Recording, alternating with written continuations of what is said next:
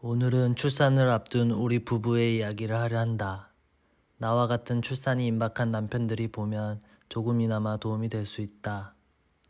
출산을 앞두고 해외에 계시던 아버지께서도 코로나로 인해 3년 동안 입국을 안 하시다가 늦지막히 찾아온 손주를 보기 위하여 입국을 하셨다.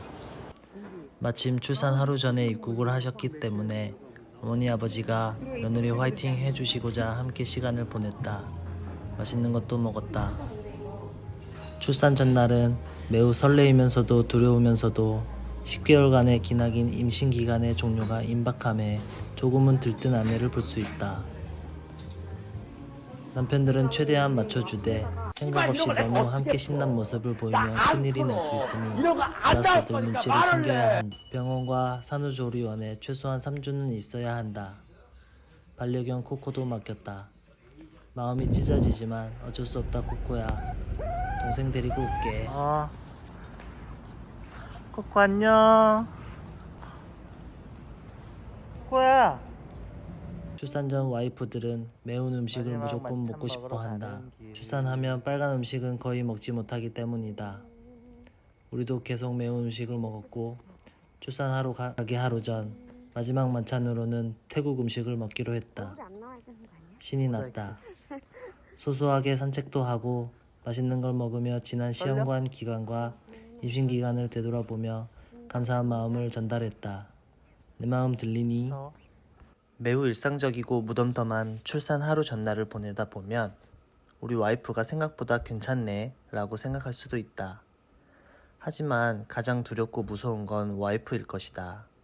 경험해보지 않은 아픔과 몸속에서 나올 3kg짜리 작은 생명까지 모든 것이 해보지 않은 것이니까 두려울 것이다.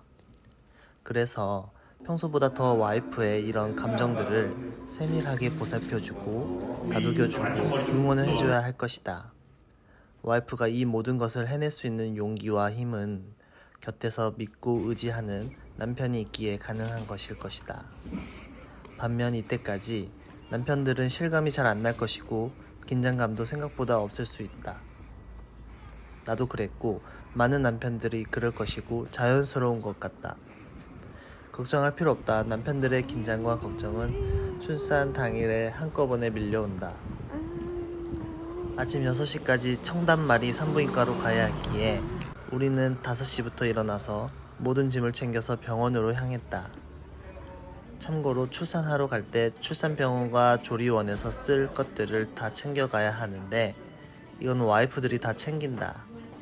알아서 진짜 잘 챙기고 무슨 짐이 이렇게 많냐라고 생각들 정도로 챙길 것이다. 근데 그거 다 쓰니까 괜히 참견할 필요 없다.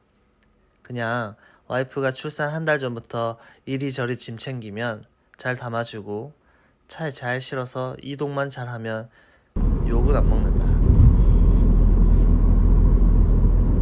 청담마리 산부인과 가족분만실에 입원하였다.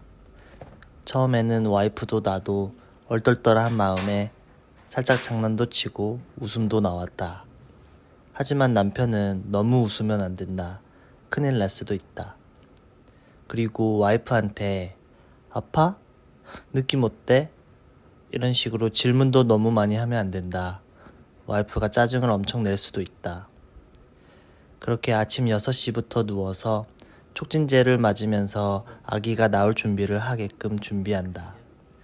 그리고 한두 시간에 한 번씩 내진이란 것을 한다. 이게 굉장히 아프고 무섭단다. 담당 선생님이 오셔서 자궁 문이 얼마나 열렸는지를 보신 후 적정하게 문이 열리면 무통 주사를 놔주신다고 했다. 무통 주사 전까지는 와이프는 계속적으로 아픔을 느껴야 하는데 그게 옆에서 보기에 너무 안쓰럽고 힘겹다. 나는 그 아픔이 어떤 느낌인지 알 수 없었고 앞으로도 평생 알 수가 없다. 우리 와이프의 소원이 하나 있다면 내가 이 아픔이 어떤 건지 느껴보는 것이라고 했다. 아기가 아직 내려올 준비가 안 되어서 진보를 타라고 간호사쌤이 알려주셨다. 계속 타라고 했다. 나도 같이 힘을 보탰다. 그리고 또 눕고 촉진제를 맞고 아파하고 짜증내고 가끔 웃고 또 진보를 탔다.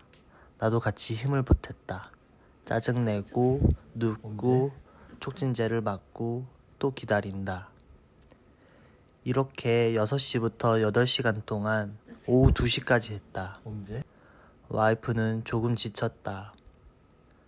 당담 선생님께서 오늘은 안 될 것 같다고 하셨다. 5시까지만 하고 입원실에 올라가서 휴식 후에 내일 새벽 5시부터 다시 해보자고 하셨다. 하지만 내일까지 한다고 해서 내일 자연분만이 성공하리란 보장은 없었다.